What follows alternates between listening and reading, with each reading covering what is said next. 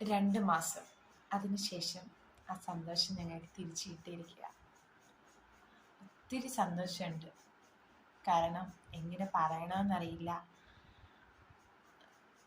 മനസ്സിൽ തോന്നുന്ന സന്തോഷമുണ്ടല്ലോ, വളരെ വലുതാണ്. Welcome to Eva's rocks.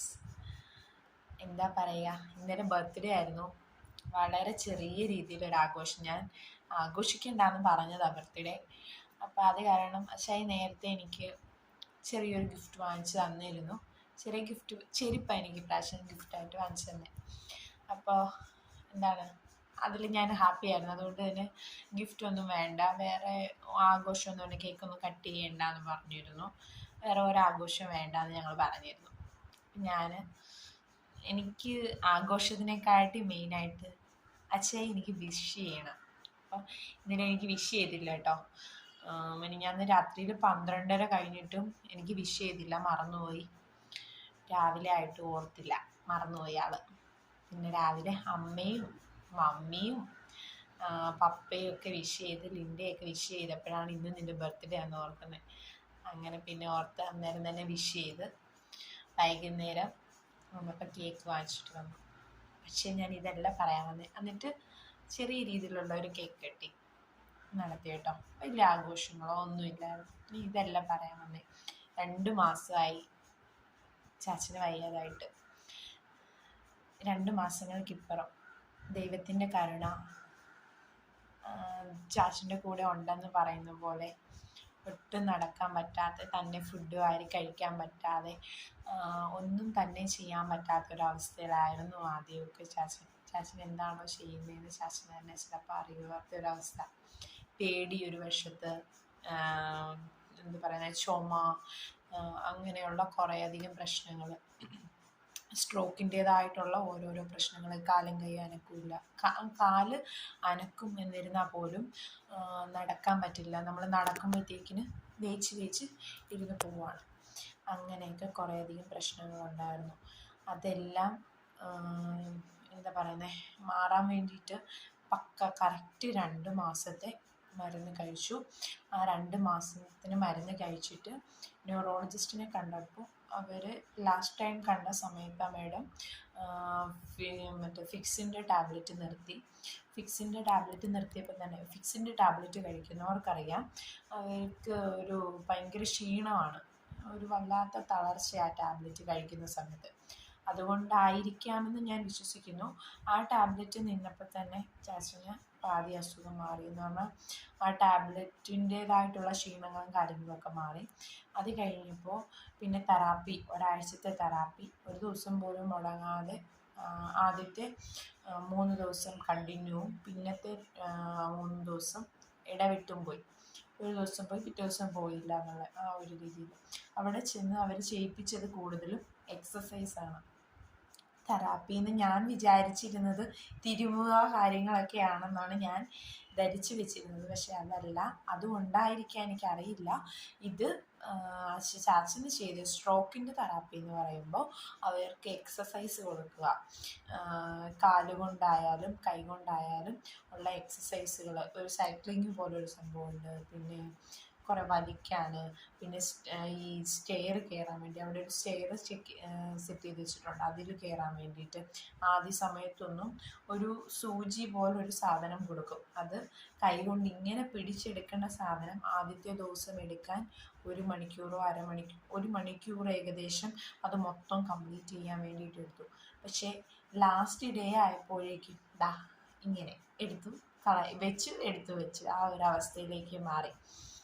അപ്പം അതിൻ്റേതായിട്ടുള്ള മാറ്റം ആ കൈക്കും കാലിനുമൊക്കെ വന്നു. കൈക്കും കാലിനൊക്കെ ബലം കൂട്ടുക, അതായിരുന്നു തെറാപ്പി കൊണ്ട് ഉദ്ദേശിക്കുന്നത്. ചാച്ചൻ അത് മതിയായിരുന്നു. ആ ഒരു എക്സസൈസാണ് മെയിനായിട്ടും വേണ്ടിയിരുന്നത്. ഇവിടെ അഡ്മിറ്റ് ആവാൻ പറഞ്ഞു, പക്ഷെ നമ്മൾ അഡ്മിറ്റ് ആയില്ല. അഡ്മിറ്റ് ആവാതെ തന്നെയാണ് ട്രീറ്റ്മെൻറ്റ് ചെയ്തത്. അതുകൊണ്ട് തന്നെ നമ്മൾ പോയി വരുമായിരുന്നു.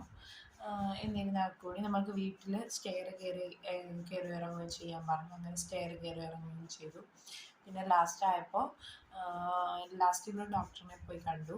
ഡോക്ടറിനെ കണ്ടപ്പോഴത്തേക്കിന് ഡോക്ടർ പറഞ്ഞു, വീട്ടിലിരുന്ന് നമ്മളുടെ കാലിൻ്റെ ഉപ്പൂറ്റി ആദ്യം ആ ഫീറ്റ് ഇങ്ങനെ വയ്ക്കുക, പിന്നെ ഇങ്ങനെ ബലത്തിൽ ഇങ്ങനെ ഇരിക്കുന്ന നമ്മുടെ കാലിനെ ഇങ്ങനെ പൊക്കുക, ഇങ്ങനെ കൊടുക്കുന്ന ബലവും ഇങ്ങനെ ഉപ്പൂറ്റി പൊക്കുന്ന ഈ ബലവും നമുക്ക് കാലിന് കൊടുക്കുമ്പോൾ കാലിന് നല്ല ബലം കിട്ടും.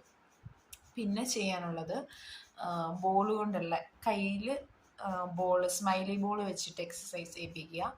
പിന്നെ അങ്ങനെയുള്ള ചെറിയ ചെറിയ എക്സസൈസുകൾ പറഞ്ഞ് ഇനിയിപ്പോൾ തെറാപ്പി ചെയ്തില്ലെങ്കിലും കുഴപ്പമില്ല എന്ന് പറഞ്ഞു. അങ്ങനെ ഞങ്ങൾ വീട്ടിൽ വന്നു. അവരാണെങ്കിൽ വ്യാഴാഴ്ച പോകാൻ വേണ്ടി റെഡിയായി നിൽക്കുമായിരുന്നു. പക്ഷേ അച്ചായും ഞാനൊന്നും വിട്ടില്ല. കാരണം വിട്ട് കഴിഞ്ഞാൽ പെട്ടെന്ന് വീട്ടിലോട്ട് ചെന്ന് കഴിഞ്ഞാൽ എന്താണ് പൂർണ്ണമായിട്ട് മാറിയോ എന്തൊന്നും അറിയില്ലല്ലോ. അതുകൊണ്ട് ഞങ്ങൾ വിട്ടില്ല. ഒരു 2 കൂടെ കഴിഞ്ഞിട്ട് പോകാം എന്ന് പറഞ്ഞപ്പോഴത്തേക്കിനും ടാബ്ലറ്റ് കഴിഞ്ഞ മാസത്തെ വാങ്ങിച്ച ടാബ്ലറ്റ് കൊണ്ടാണ് ഇപ്പോൾ ഓടിക്കൊണ്ടിരിക്കുന്നത്. അപ്പോൾ ഇനി ഒരു 20-ാം തീയതിയൊക്കെ ആകുമ്പോഴത്തേക്കിനും ടാബ്ലറ്റ് വാങ്ങിക്കാൻ പറ്റും. അതിന് മുന്നേ ടാബ്ലറ്റ് കിട്ടത്തില്ല. അപ്പോൾ അതെല്ലാം വാങ്ങിച്ചുകൊണ്ട് ഇനി വീട്ടിലോട്ട് പോകാം എന്ന് വെച്ചിരിക്കുന്നു. എന്തായാലും ഒത്തിരി സന്തോഷമുണ്ട്. കാരണം നടക്കാൻ പറ്റാതെ ഇന്നലെ ബർത്ത്ഡേ ആഘോഷിച്ചപ്പോൾ ചാച്ചന് എനിക്ക് കേക്ക് കൊടുക്കാൻ പറ്റി എന്നുള്ളത് ഏറ്റവും വലിയ സന്തോഷം. കാരണം എന്ന് വെച്ചാൽ അത്ര പോലും വാ തുറക്കൂല, കഴിക്കൂല, എഴുന്നേറ്റ് നടന്ന് വന്ന് സ്വന്തമായിട്ട് ഷർട്ടിട്ട് വന്ന് നിന്ന് കേക്ക് കട്ട് ചെയ്യാൻ വേണ്ടി കൂടി. അപ്പോൾ അങ്ങനെ ഒരു സ്റ്റേജിലോട്ട് തിരിച്ചു വരുമെന്ന് നമ്മൾക്ക് വിചാരിക്കുന്നില്ലായിരുന്നു. കാരണം ഇത്ര പെട്ടെന്ന് ആ ഒരു അസുഖം റിലീവ് ആകുമെന്ന് നമ്മൾ ഒട്ടും വിചാരിച്ചില്ല.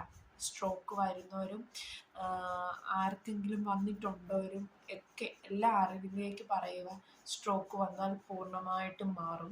ടാബ്ലറ്റ് കണ്ടിന്യൂ കഴിക്കുക. ഒരു കാരണവശാലും ടാബ്ലറ്റ് മുടക്കാൻ പാടില്ല. ടാബ്ലറ്റ് മുടക്കിക്കഴിഞ്ഞാൽ നമുക്ക് സ്ട്രോക്കിൻ്റെ കൂടെ ഫിക്സ് വരാം, ചിലപ്പോൾ പാരലൈസ് ആയി പോവുക. അങ്ങനെയൊക്കെയുള്ള കാര്യങ്ങൾ കൊണ്ട് നമുക്ക് ചിലപ്പം ആളിനെ കിട്ടിയില്ല എന്ന് വരെ വരും. ഒത്തിരി പേർക്ക് നമ്മുടെ ഈ കൊറോണയുടെ വാക്സിൻ എടുത്തു കഴിഞ്ഞപ്പം മുതൽ ഒത്തിരി പേർക്ക് സ്ട്രോക്ക് വരുന്നുണ്ട്. അതുകൊണ്ട് തന്നെ ആരും ടാബ്ലറ്റ് മുടക്കാനോ സ്ട്രോക്ക് വന്നാൽ ചികിത്സിക്കാതിരിക്കാനോ അങ്ങനെ മതി അല്ലെങ്കിൽ അത്രയും മതി എന്നുള്ള രീതിയിൽ പോവാതെ സ്ട്രോക്ക് വരുന്ന ഒരാളെ നന്നായി ട്രീറ്റ് ചെയ്യാമെങ്കിൽ തീർച്ചയായിട്ടും അവർ പഴയതുപോലെ തന്നെ ബെറ്ററാവും. അത്രയ്ക്ക് അങ്ങോട്ട് ബലം വരില്ല എങ്കിൽ പോലും കുറച്ചൊക്കെ നന്നായിട്ട് ബലമൊക്കെ വരും. ചാച്ചൻ്റെ കേസിൽ നമ്മൾ ഇനിയിപ്പോൾ ചാച്ചനെ ജോലിക്കോ കാര്യത്തിനോ ഒന്നും വിടില്ല. അത്യാവശ്യം വീട്ടിലിരുന്നാൽ മതി എന്ന് മാത്രമാണ് നമ്മൾ പറഞ്ഞിരിക്കുന്നത്. വേറെ ഒരു ജോലിക്കും പോകണ്ട. ചാച്ചൻ്റെ ജോലി എന്ന് പറയുന്നത് ടാപ്പിംഗ് ആയിരുന്നു. എന്തായാലും പോകാൻ പറ്റില്ല, നമ്മൾ വിടില്ല. നമ്മൾക്ക് ജോലിയെ കാട്ടി പ്രധാനം ആളിൻ്റെ ജീവൻ്റെ വിലയല്ലേ, അല്ലേ? ഒരു മനുഷ്യൻ്റെ ജീവൻ്റെ വിലയല്ലേ നമ്മുടെ ഏറ്റവും പ്രധാനം. അതുകൊണ്ട് തന്നെ വീട്ടിൽ ഇരുന്നാൽ മതി എന്നാണ് നമ്മളിപ്പോൾ പറഞ്ഞിരിക്കുന്നത്. എത്രത്തോളം കേൾക്കുമെന്ന് അറിയില്ല, എന്നാലും മാക്സിമം ആളനുസരിക്കുമെന്നാണ് വിചാരിക്കുന്നത്. എന്തായാലും പ്രാർത്ഥിച്ച ഒത്തിരി പേരുണ്ട്, അറിയാൻ ആഗ്രഹിച്ച ഒത്തിരി പേരുണ്ട്. എല്ലാവർക്കും ഒത്തിരി താങ്ക്സ്. അപ്പം എല്ലാവർക്കും നല്ലൊരു വീഡിയോ ആയിട്ട് ഇനി വരുന്നിടം വരെ ബൈ, സീ യു.